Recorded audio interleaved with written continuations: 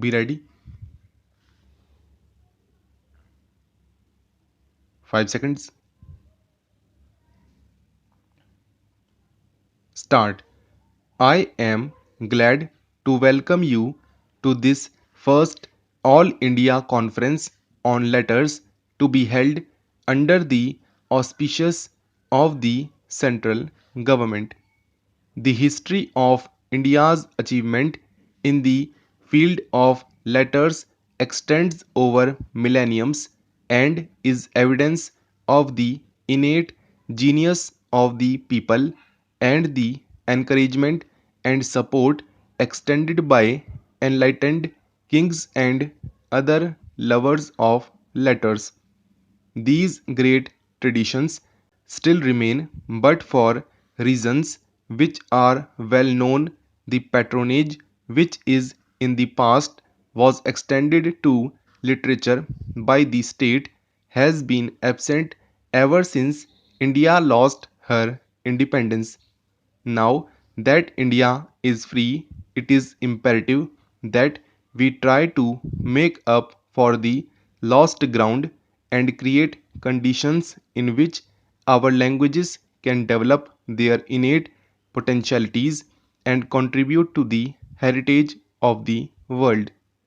I may briefly refer to the proposal which was put forward over 5 years ago by the Asiatic Society of Bengal for the establishment of a national cultural trust.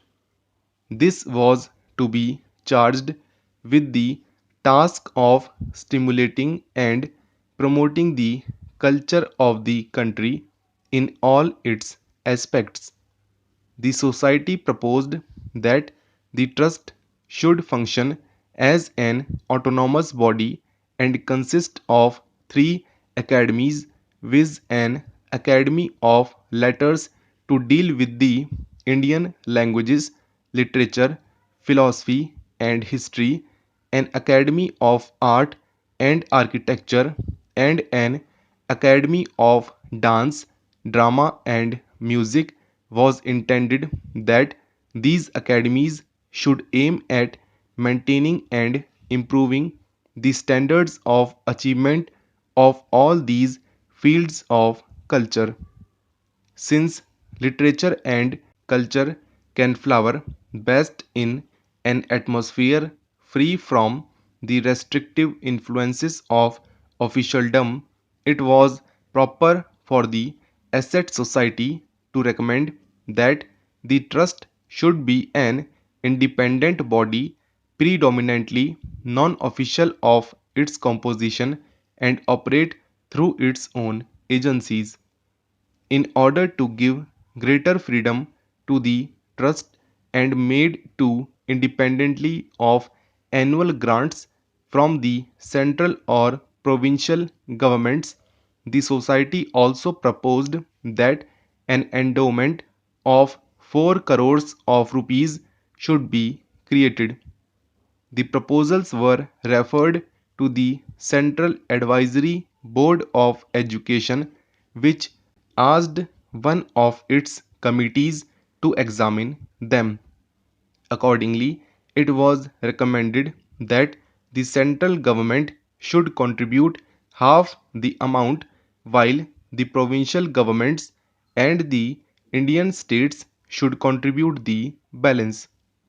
You are all aware that ever since the attainment of independence, the country has been passing through a period of difficulty. As you know, the financial difficulties still continue, and this is not certain when the government will be in a position to carry out its program in respect of the trust.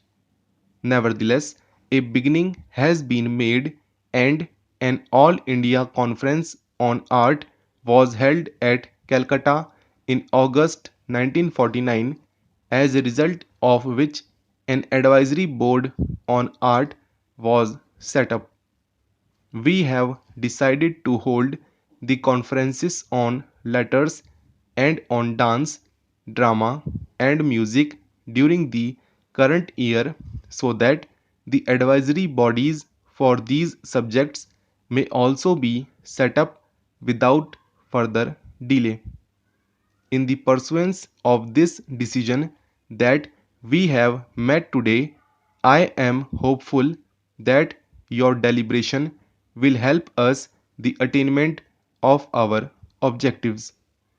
I am glad to find this array of non-official talent in this assembly, the more so as the importance of non-official initiative in the fields of culture cannot be overemphasized.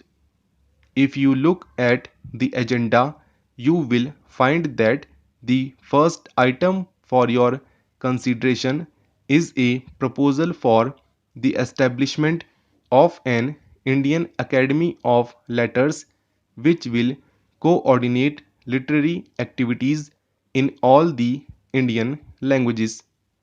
Coordinate is perhaps an unfortunate word because all literary creation is an expression of the freedom of the spirit and does not lend itself to control an organization. What, however, an academy can do is to consider ways and means for the preparation and maintenance of an overall survey of literature in all the Indian languages so that through greater knowledge of one another's efforts, literary men and women in all the languages can be spurred to greater activity and help in the creation of a literature which is comparable to that of the advanced languages of the world. So long as there was an alien government in the country, the people were suspicious of any governmental interference in the sphere of literature and culture. This was natural, for the people feared that such interference would have political implications. Today, with the establishment of a national government, there need be no such political fears, and some people, in fact, expect the government to be entirely responsible for the development of our languages. I would, however, like to state that even a national government cannot and should not be expected to develop literature and culture through official orders. The government should certainly help both by material assistance and by creating an atmosphere which is congenial to cultural activities, but the main work of the development of literature and culture must be the responsibility of individuals endowed with talent and genius.